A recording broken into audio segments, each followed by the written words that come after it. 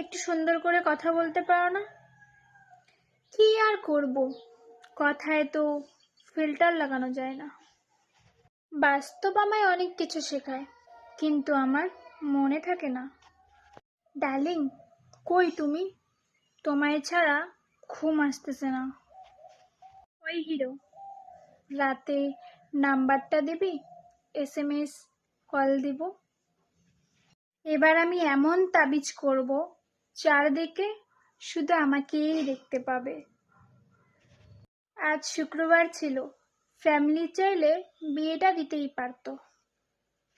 এই ভালোবাসায় কোনো ধোঁকা নেই, এটাই সত্যিকারের ভালোবাসা।